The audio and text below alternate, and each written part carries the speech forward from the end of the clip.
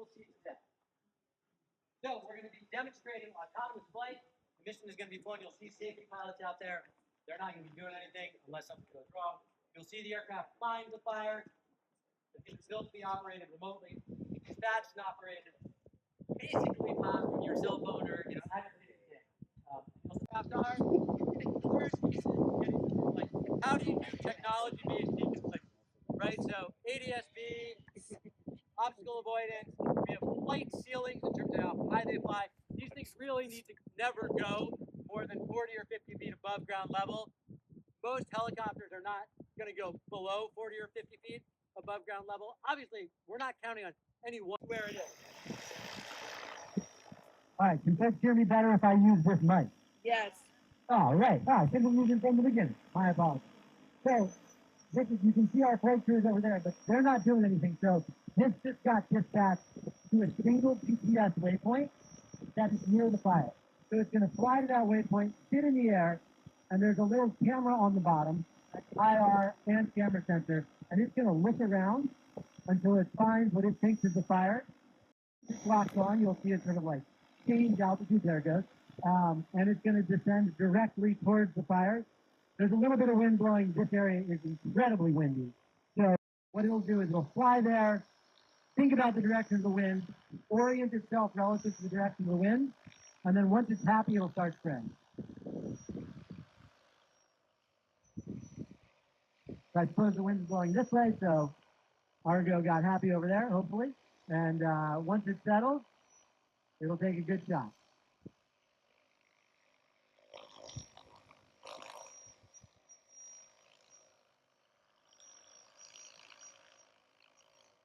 So the question is about wind restriction. Sorry, it takes a second because I suppose the wind is changing my get around it. But, you know, it's all the computer, so you can't control it. There you go. All right, good shot. So it can fly.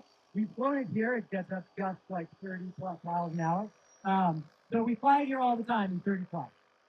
I shouldn't say all the time. We fly it carefully in 30 plus. I expect that 30 will probably be where we say that it should go. But one of the most important pieces of this is that we can use it where it's too dangerous to put a helicopter that costs tens of millions of dollars, and more importantly, with human life inside up in the air, right? So we're not going to tell you when is the appropriate time to fly it from a risk perspective. We defer to the fire agencies on that, but it flies pretty well, even in pretty good winds. All right, so now it's done. It'll know that it's like tank is empty.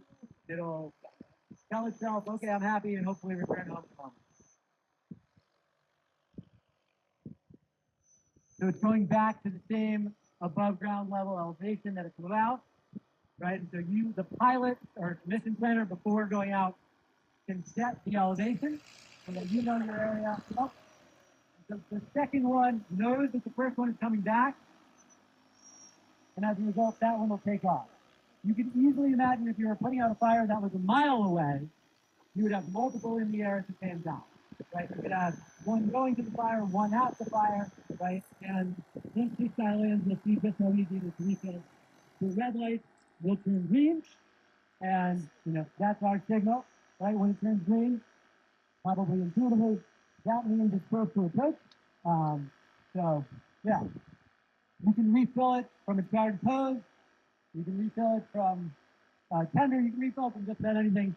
For today, we're going to refill it from the water tank. And Tom, where are you?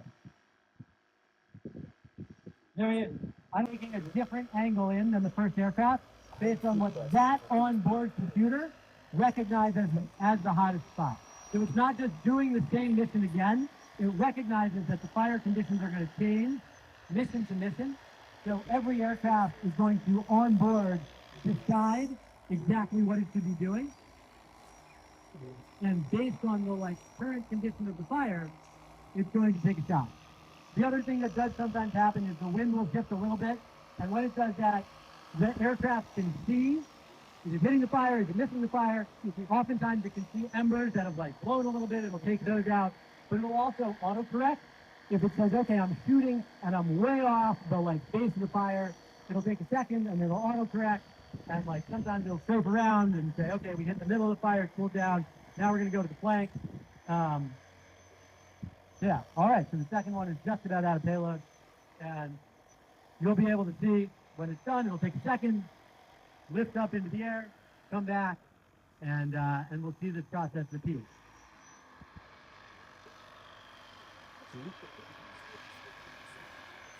So now hopefully folks can anticipate what's going to happen with this first aircraft.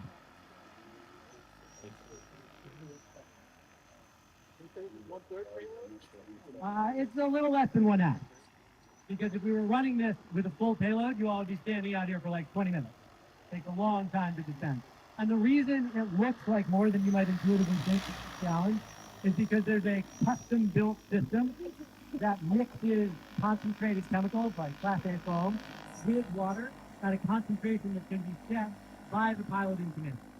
And so again, all of this is happening effectively autonomously.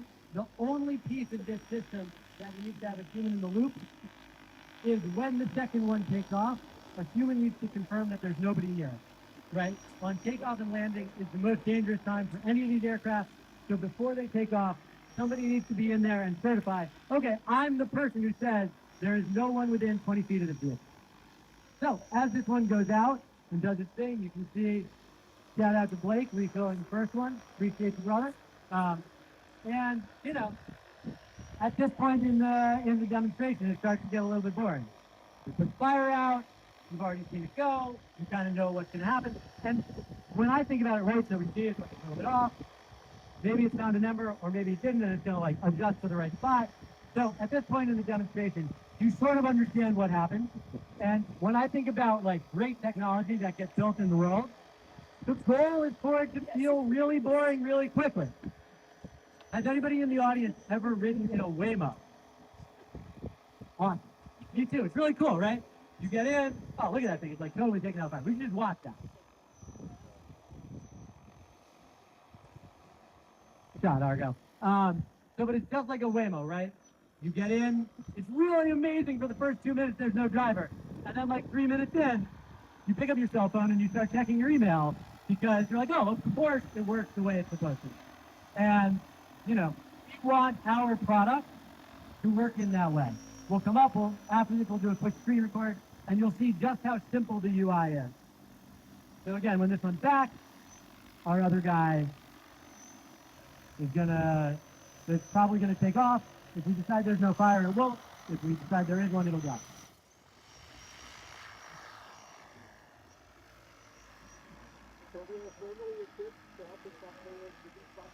Yeah, the question was if there's a thermal payload in each of these, and the answer is yes.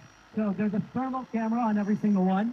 So it's interesting. The first shot is really easy for the like onboard computer to recognize because you're like, whoa, this is a big fire. When the second one goes, there's probably some embers around. The like main core of the fire is usually much smaller, and so it'll take a second for it to decide what to hit. But yes, every aircraft has a FLIR camera on it, and is like,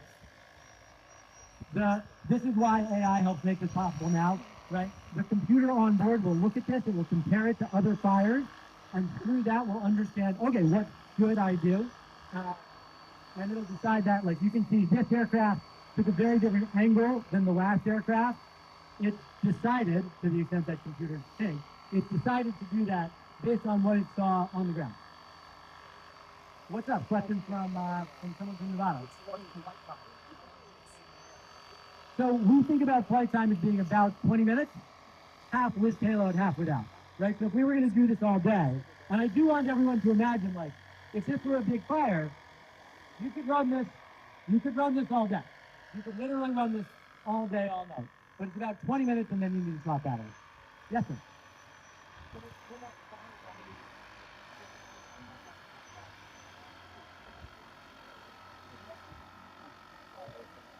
Question was if we can progressively move up the fire line. The answer is absolutely yes. The like spot fire demonstration is the easiest, just pragmatically. But we've also tested, and I think in some of our videos, we show it sort of following a fire along the edge. We do think a lot about early response,